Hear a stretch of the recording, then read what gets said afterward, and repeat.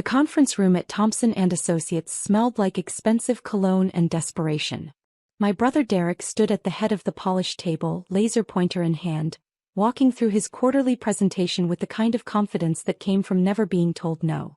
I sat in the back row, laptop open, ostensibly taking notes. In reality, I was monitoring a system deployment across 3 continents while pretending to care about Derek's sales projections. As you can see, Derek gestured at the slide behind him, our revenue growth has been exceptional. 23% year-over-year, driven primarily by strategic client acquisitions and...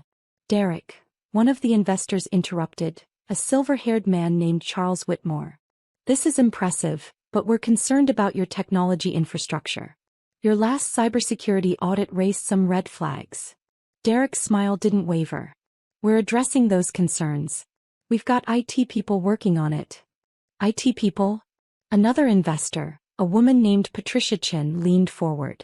Your company handles sensitive financial data for Fortune 500 clients. IT people seems vague. We have a solid team, Derek assured her. In fact, my own brother works in tech. He could probably explain it better than I could. Every head in the room turned toward me. I looked up from my laptop, meeting Derek's expectant gaze. Oh, don't worry, Derek continued, a patronizing note entering his voice. He's not part of our team. He does his own thing. Computer stuff, you know. Fixes servers, writes code, typical IT work. Charles raised an eyebrow. He's here because... Family support, Derek said with a laugh that made my jaw tighten. Mom insisted he come to at least one of my presentations. See what real business looks like, right, Alex? A few scattered chuckles around the room. I kept my expression neutral. What exactly do you do, Alex? Patricia asked, genuine curiosity in her voice. Before I could answer, Derek jumped in. Like I said, computer stuff. He's been doing it for years. Never really moved up into management or anything, but hey, some people are just more comfortable with the technical side. Nothing wrong with that. Nothing wrong at all, Charles agreed, though his tone suggested he found it slightly pitiful. I closed my laptop slowly, considering whether to correct Derek's characterization. But I'd learned years ago that sometimes silence was more powerful than words.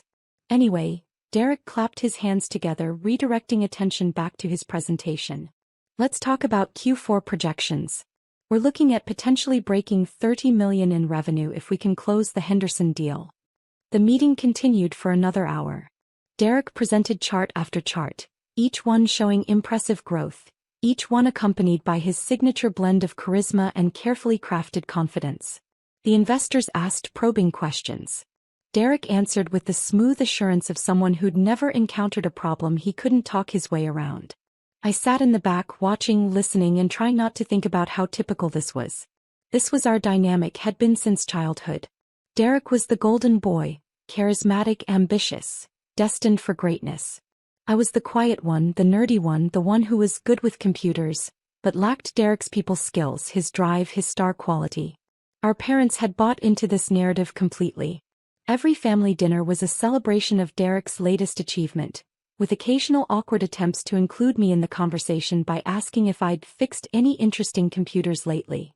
The fact that I'd been running my own technology company for the past 8 years somehow never came up. Partly because I kept a low profile. Partly because they'd never asked. After the meeting, the investors filed out, shaking Derek's hand, offering congratulations and cautious optimism. Charles paused on his way out, glancing back at me. Nice to meet you, Alex. If you ever want to discuss enterprise security architecture, I'd be interested in your perspective. Thank you, I said simply. Derek waited until everyone had left before turning to me, still riding high on adrenaline. That went well, right? Patricia seemed really impressed with the Henderson numbers. It went fine. Fine. Derek laughed, loosening his tie. That was better than fine. I basically secured another round of funding. Did you see Whitmore's face when I showed him the growth projections? I saw. Thanks for coming, by the way. I know investor meetings aren't really your thing. Too much business talk, not enough technical stuff. He clapped me on the shoulder. But hey, Mom will be happy I included you. I stood up, tucking my laptop under my arm. Derek, about what you said? About the IT thing? Oh, don't take it personally. I was just explaining to the investors why you were here. They're not tech people either, so I kept it simple. Right. Simple. You know what I mean. Derek was already checking his phone, scrolling through messages. Anyway, I've got to run. Lunch meeting with a potential client. But we should grab dinner soon. I'll tell you about this new deal I'm working on. It's going to be huge. Sure, I said, knowing it wouldn't happen.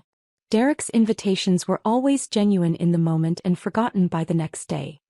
He left in a whirlwind of confidence and cologne, already on a call before he reached the elevator.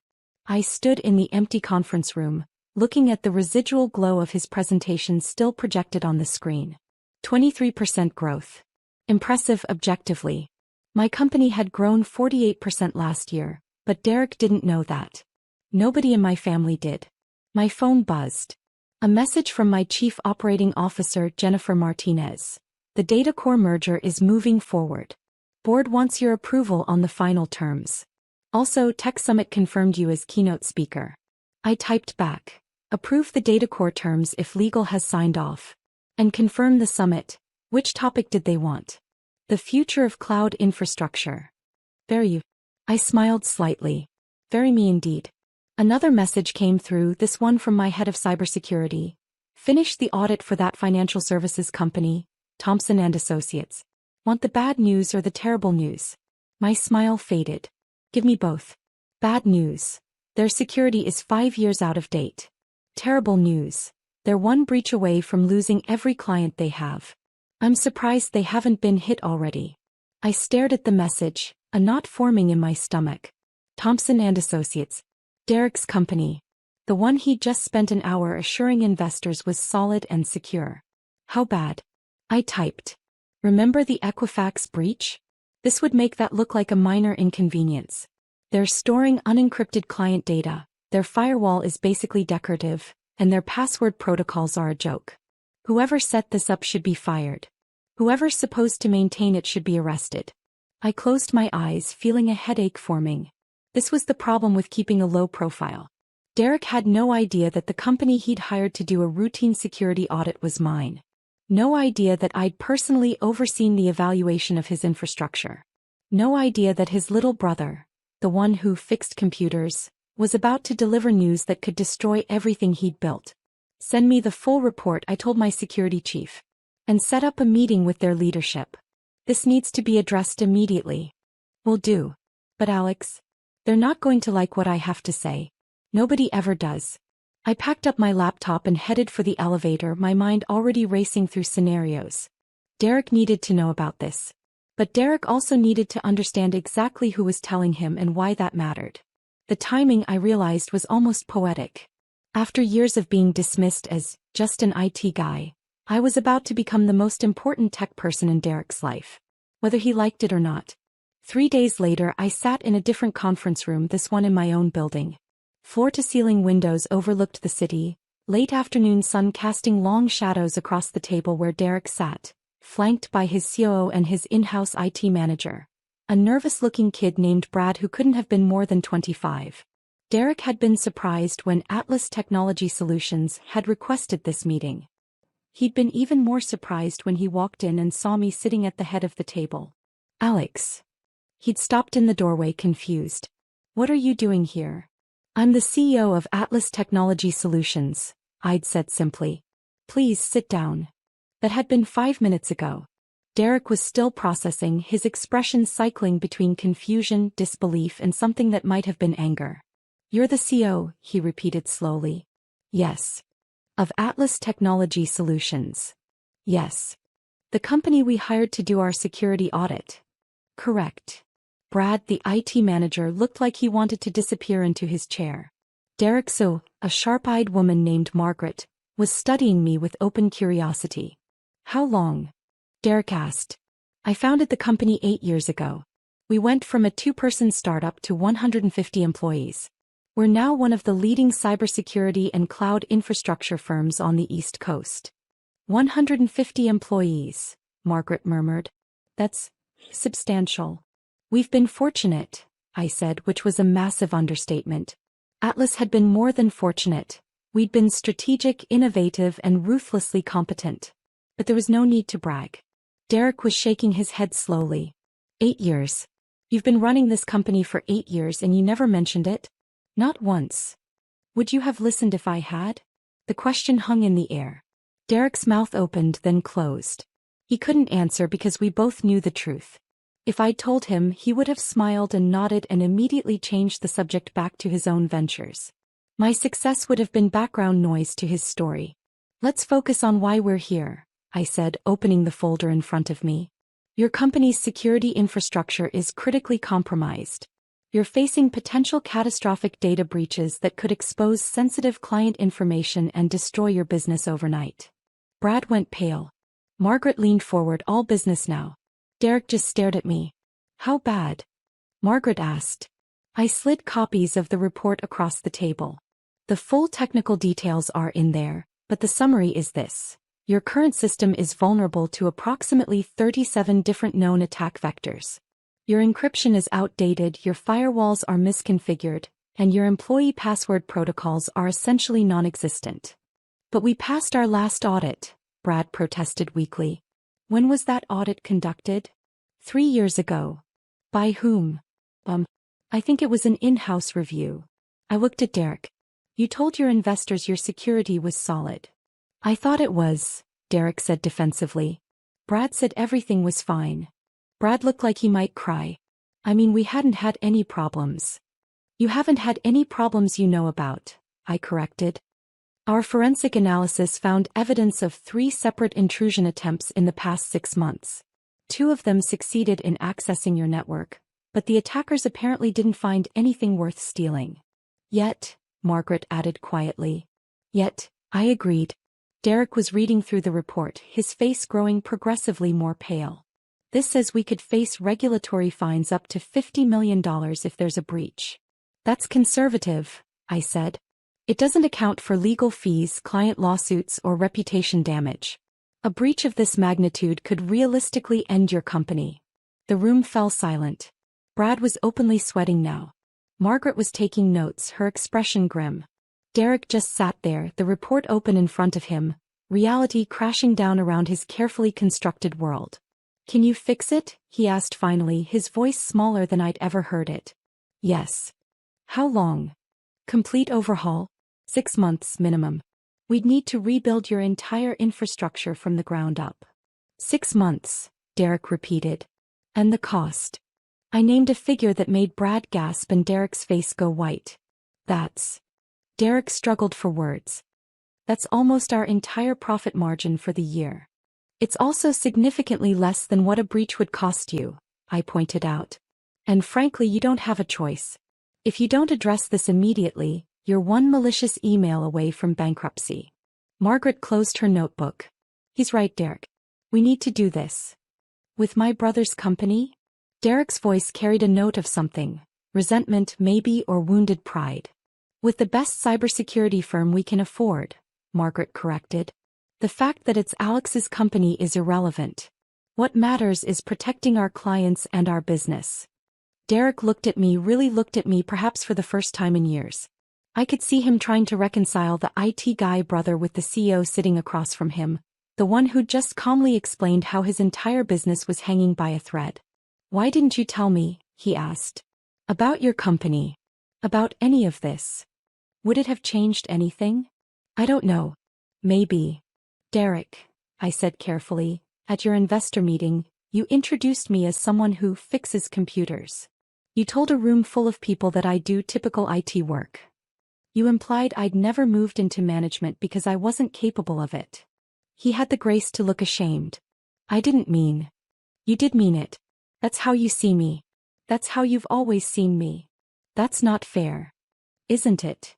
Kept my voice level. Every family dinner, every holiday, every time we're together, the conversation is about your achievements. Your deals, your growth, your success. Nobody ever asks about my work because you've all decided it's not as important. Alex. I'm not angry, I interrupted, and I meant it. I'm just stating facts. You've spent years dismissing what I do, and now you're in a position where you desperately need what I do. It's ironic, that's all. Margaret was watching this exchange with open fascination. Brad just looked confused. Derek set down the report, his hands flat on the table. You're right. I've been dismissive. I didn't understand what you were doing, so I assumed it wasn't as complex or impressive as what I was doing. That was wrong. It was the closest thing to an apology I'd ever heard from Derek.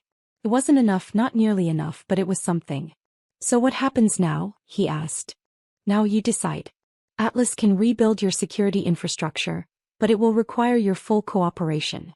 We'll need access to all your systems, complete transparency about your operations, and authority to make necessary changes even if they're disruptive. Disruptive how? We'll need to temporarily shut down certain systems, implement new protocols, retrain your entire staff. It won't be comfortable, but it's necessary. And if we don't? Derek asked, though he clearly already knew the answer.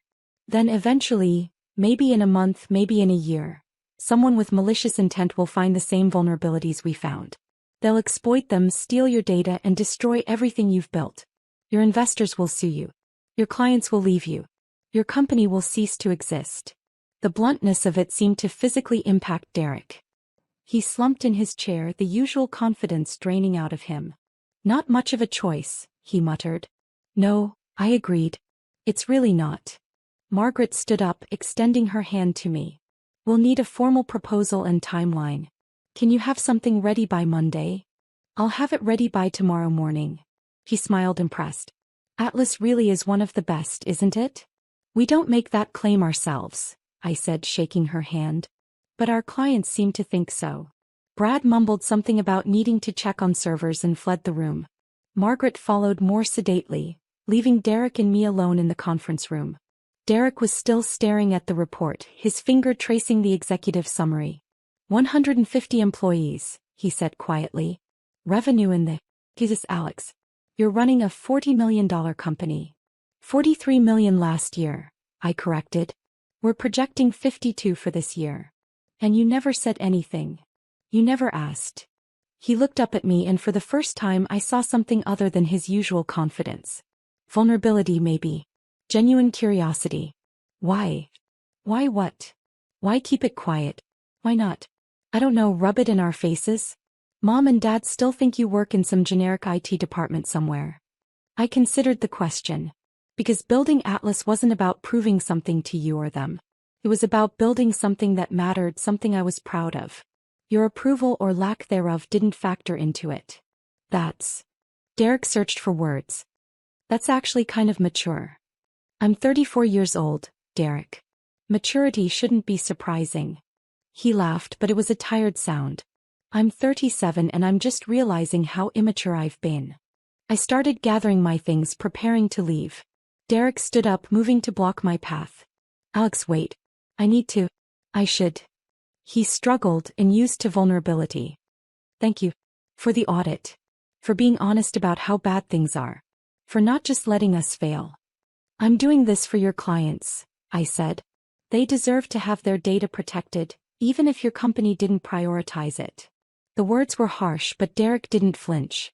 Fair. But still. Thank you. I nodded, stepping around him toward the door. Will you tell them? Derek asked suddenly. Mom and Dad. About Atlas. I don't know. Maybe. Does it matter? I think. Derek hesitated. Think they should know. I think I should have known. Well, I said, opening the door. Now you do. I left him standing in the conference room, alone with the report that detailed exactly how close his company had come to catastrophic failure. As I walked back to my office, my phone buzzed with a message from Jennifer. How'd it go with the brother? About as expected, I typed back. Prepare the proposal for Thompson and Associates. Complete infrastructure overhaul, 6-month timeline. That's a big project. You sure you want to take it? I thought about Derek's face when he realized the scope of the disaster he'd been courting. I thought about years of dismissive comments and casual condescension. I thought about the satisfaction of being undeniably, critically necessary. I'm sure I replied. This one's personal.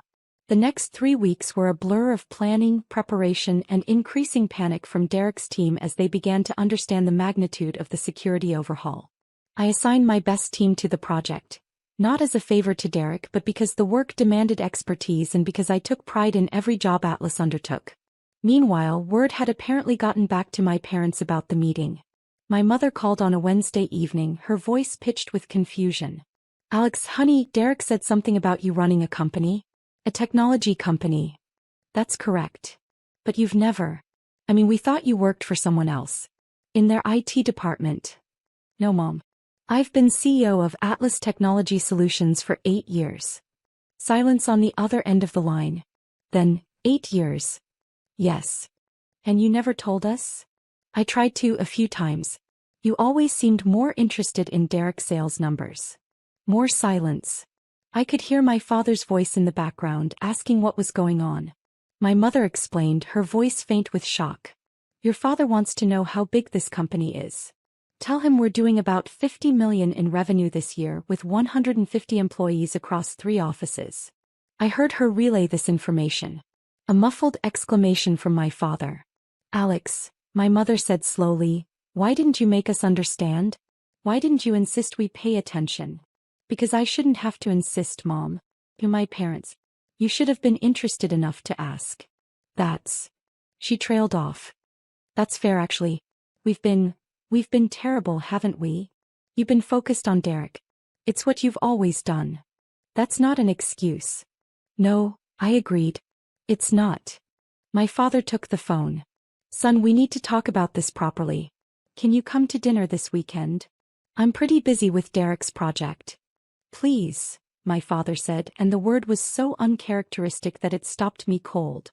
My father didn't say please. My father made pronouncements and expected compliance. Okay, I said finally. Saturday. Thank you. And Alex? We're proud of you. We should have said that years ago. The words should have felt satisfying. Instead they just felt hollow. Too little, too late, motivated not by genuine understanding but by the revelation of my success. See you Saturday, I said and ended the call. Jennifer poked her head into my office. Everything okay? Family drama. The brothers' company. And parents who just discovered I'm not actually a low-level IT worker. She winced sympathetically. How'd they take it? With appropriate shock and belated pride. I turned back to my computer, pulling up the Thompson and Associates project timeline. How's the team doing with Phase 1? Good. Brad, their IT manager, is actually pretty sharp once you get past the fear. He's been helpful identifying the worst vulnerabilities. That's something at least. Derek's been in every day, Jennifer added carefully. Watching, asking questions. Actually trying to understand what we're doing. Character development, I said dryly. Maybe. Jennifer sat down across from me. For what it's worth, I think this project is good for you. Not just professionally, personally. Sometimes people need to see you fully to understand what they've been missing. Philosophical today, aren't we? I have my moments. She stood up, heading for the door. Don't stay too late.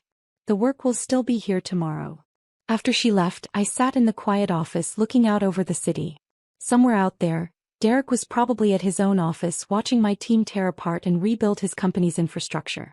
Probably wondering how he'd missed so much, how his little brother had built something this substantial while he was busy collecting sales awards and investor meetings. My phone buzzed. A text from Derek. Team says Phase 1 is ahead of schedule. That's good, right? Very good, I replied. Means we found the problems faster than expected. Which means there were a lot of problems. Yes. A pause, then I really had no idea how bad it was. Thank you for catching it. I stared at the message, considering my response. The old Alex would have brushed off the thanks, minimized his own contribution, made it easy for Derek to go back to underestimating him. But I wasn't that Alex anymore. Maybe I never should have been. You're welcome, I typed. This is what we do. This is what I've built. It's not just IT work. It's not fixing computers. It's protecting companies from catastrophic failure. I know that now. I'm sorry it took this to make me see it. Better late than never. Another pause, longer this time. Then, will you really come to dinner on Saturday? Mom's been worried you'll cancel. I'll be there. Thank you. And Alex, I'm going to make sure everyone knows what you've done. Not just for my company but everything. You deserve recognition. I smiled slightly at the screen. Derek was trying in his own way. It wasn't enough to erase years of dismissiveness, but it was a start. See you Saturday, I sent back. I closed my laptop and stood up, stretching muscles tight from hours at a desk. Through the window, I could see the city lights spreading out in all directions, thousands of companies and offices and data centers, all of them needing the kind of protection and expertise that Atlas provided. This was my world. This was what I'd built while Derek was collecting sales awards and my parents were asking if I'd fixed any interesting computers lately. They were about to get a comprehensive lesson in exactly what their youngest son had accomplished. And this time they were going to pay attention. Whether they liked it or not. Saturday dinner was a different affair than usual. My parents' dining room felt smaller somehow, or maybe I just took up more space now that they knew the truth. Derek arrived with Margaret. A power move on his part, I suspected, bringing someone who could testify to my competence. My mother had cooked my favorite meal, which was touching in its transparency. My father actually asked about my day before launching into any other topics. Small gestures but significant. So, my father began once we were all seated. Atlas Technology Solutions. I looked it up. Very impressive portfolio of clients. Thank you. Several Fortune 500 companies, government contracts, international clients. We've been fortunate. Derek tells us you're rebuilding his entire security infrastructure. That's correct. My mother set down her fork. Alex, honey, why didn't you tell us about all this? Here we go, I thought. I tried to, Mom. Several times. Remember last Christmas when I mentioned I'd acquired a competitor? You said, "That's nice, dear," and immediately asked Derek about his sales numbers. She had the grace to look ashamed. I don't remember that. I do. Derek spoke up. He's right, Mom. I've been thinking about it all week. Every family dinner we talk about my deals, my clients, my success. We never really asked Alex what he was doing. We just assumed it wasn't as important. Because you told us he worked in IT, my father said, a note of defensiveness in his voice. He does work in IT, Margaret interjected smoothly. He's just the CEO of an IT company. There's a bit of a difference between that and what you were imagining. Obviously, my father muttered. The thing is, Derek continued, and I could see he'd been rehearsing this, Alex built something incredible. While I was focused on sales and growth, he was building a company that's actually more successful than mine. More revenue, more employees, more impact. And he did it quietly without bragging or demanding attention. Unlike someone at this table, my mother said, looking pointedly at Derek. Unlike me, Derek agreed without rancor. I've spent years bragging about every achievement and Alex has spent years actually achieving things without mentioning them. So why not mention them? My father asked me directly. Why keep it all secret? It wasn't secret, I said. It was private. There's a difference. I didn't hide my success. I just didn't push it on people who weren't interested in hearing about it. We would have been interested. Would you? I interrupted gently. Be honest, Dad. If I'd told you 5 years ago that I was starting a technology company, what would you have said? He opened his mouth, then closed it. We both knew the answer. He would have smiled, said something vaguely encouraging, and then asked Derek about his quarterly earnings. That's what I thought, I said. The table fell silent. My mother was crying quietly. Derek was studying his plate. Margaret looked like she wished she were anywhere else. We've failed you, my father said finally, his voice rough. As parents, we've completely failed you. You haven't failed me, I said, and I meant it. You just didn't see me clearly. But that's not actually your fault. I could have demanded to be seen. I could have made you pay attention. I chose not to because I was building something for myself, not for your approval. But we should have given you approval anyway, my mother said. We should have been proud, been interested, been supportive. You're right, I agreed.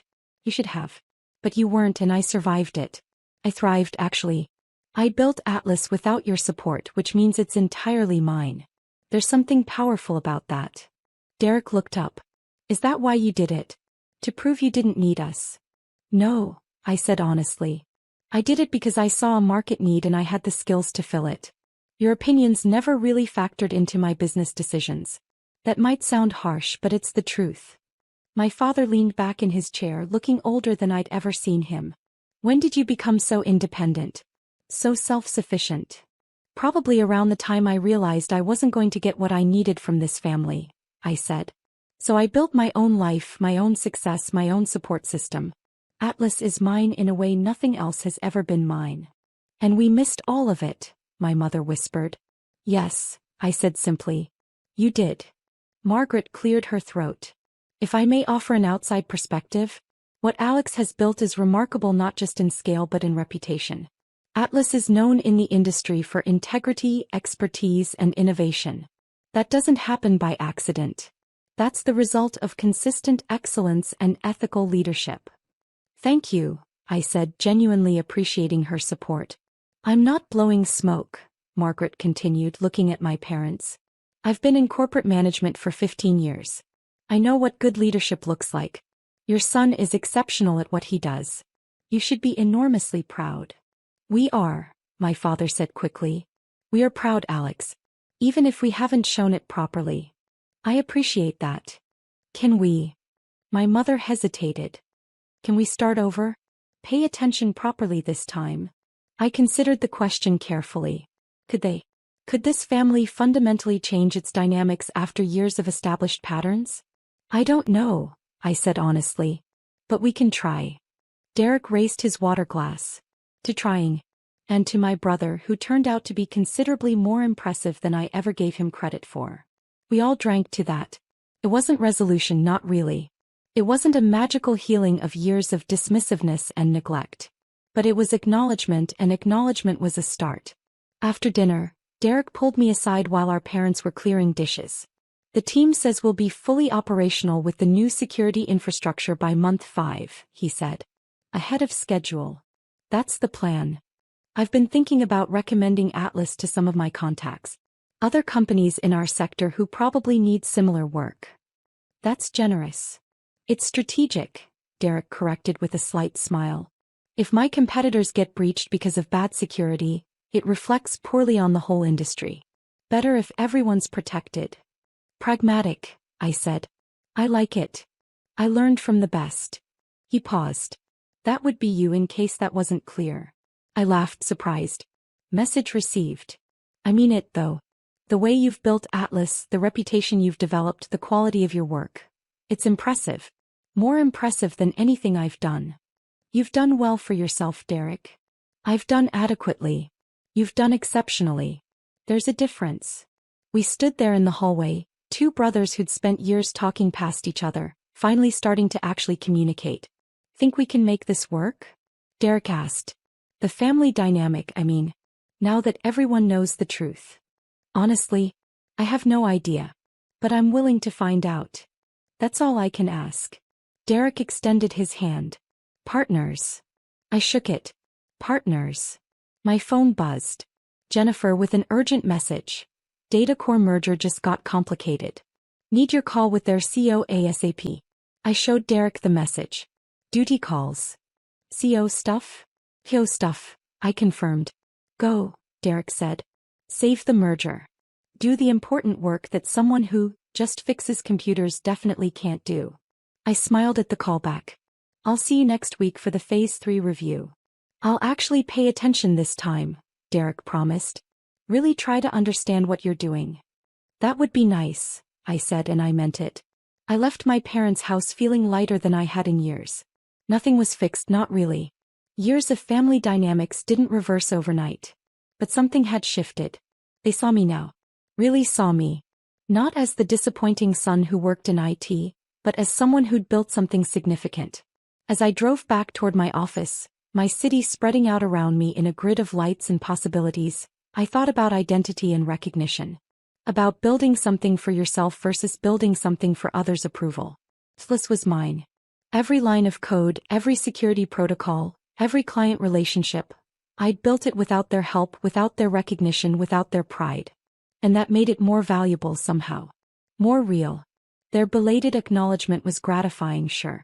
But it wasn't necessary. I'd already proven everything I needed to prove. To myself. And in the end, that was the only audience that really mattered.